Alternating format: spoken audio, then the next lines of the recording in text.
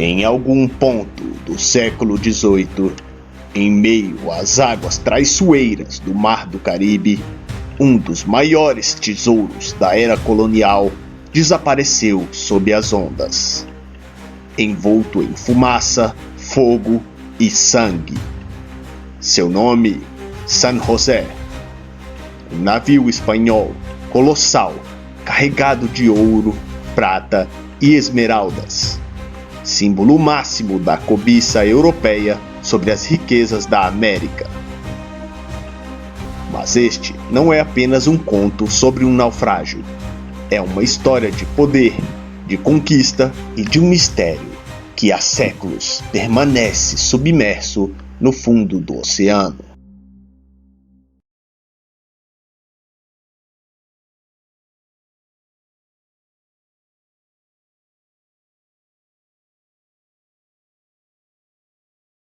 Em 1708, o mundo estava em guerra.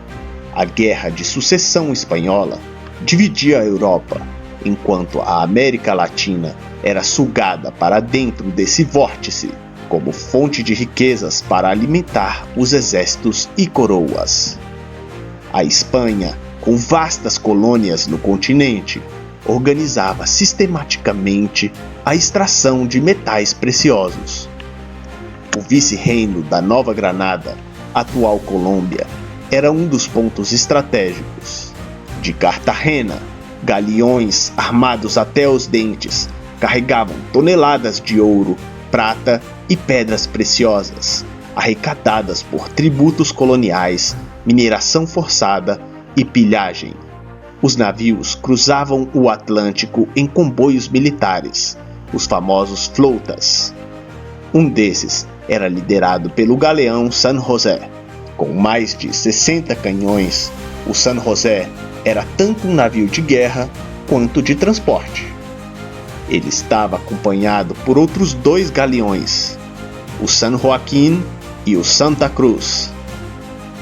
A bordo do San José, mais de 600 tripulantes e passageiros, dentre eles nobres, marinheiros, soldados e, claro, muito ouro. Estima-se que o navio transportava o equivalente a bilhões de dólares em riquezas atuais. O destino, Espanha. Mas os mares da América eram patrulhados por corsários e pela temida frota britânica. Em 8 de junho de 1708, ao largo da Península de Barú, próximo a Cartagena, a frota espanhola foi interceptada por navios britânicos, comandados pelo comodoro Charles Wagner. Era uma emboscada. O San José tentou resistir.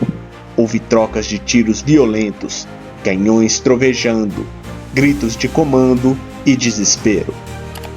Então, um disparo atinge os porões de munição do San José. Uma explosão colossal se segue e o navio desaparece nas profundezas em questão de minutos. Dos mais de 600 a bordo, apenas uma dezena sobreviveu. O San José, com sua carga e seus segredos, afundava para sempre. O local do naufrágio nunca foi oficialmente registrado. Os sobreviventes não conseguiram identificar o ponto exato.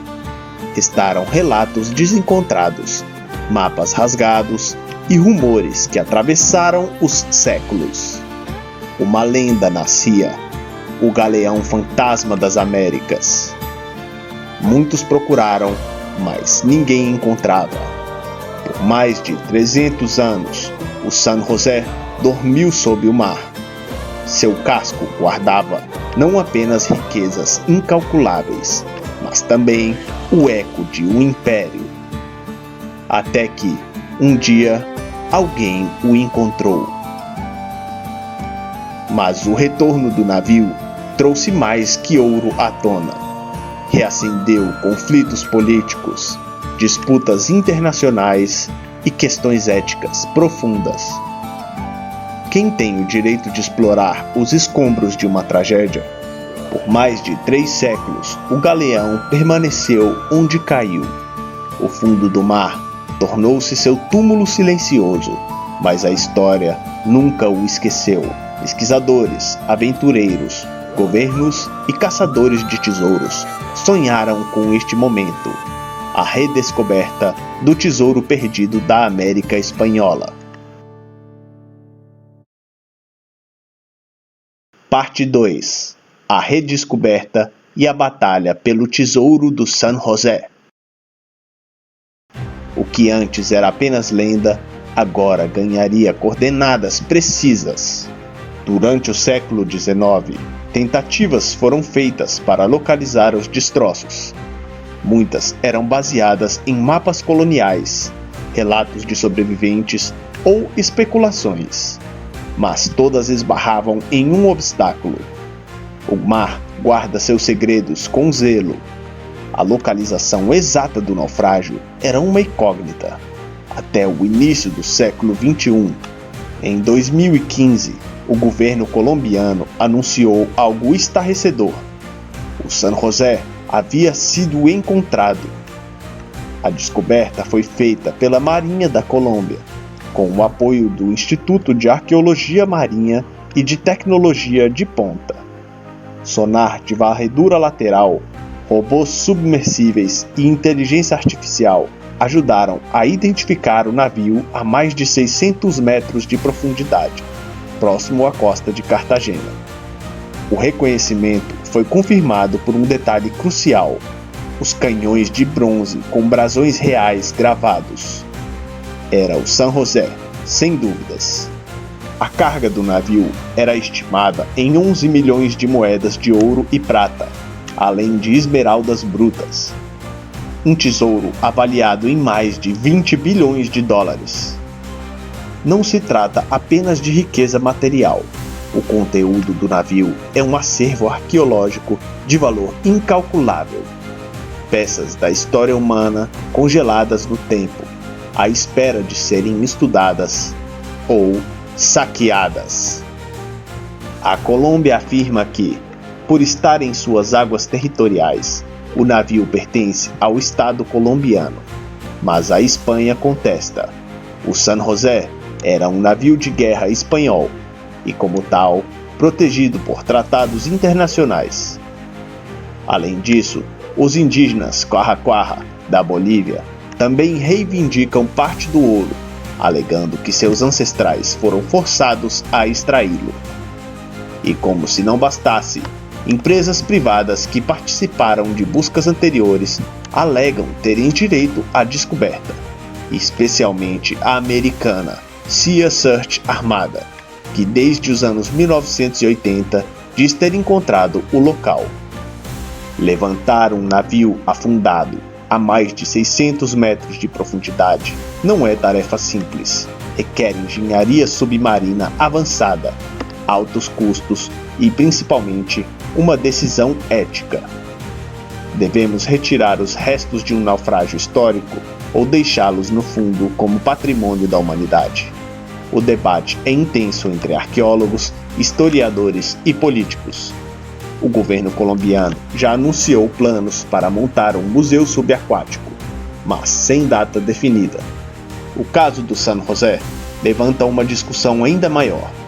Quem tem o direito de explorar os naufrágios da colonização? Até onde vai o respeito à memória, à história e à dor dos povos oprimidos? Estamos falando de mais que ouro, estamos falando de justiça histórica. O fundo do mar é um campo de batalha silencioso onde ecoam as vozes do passado, ainda pedindo para serem ouvidas. O San José naufragou em meio a guerras e desigualdades, marcado pela cobiça e pela violência da colonização. Mas, séculos depois, a disputa continua. O mesmo ouro que foi extraído à força ainda gera conflitos.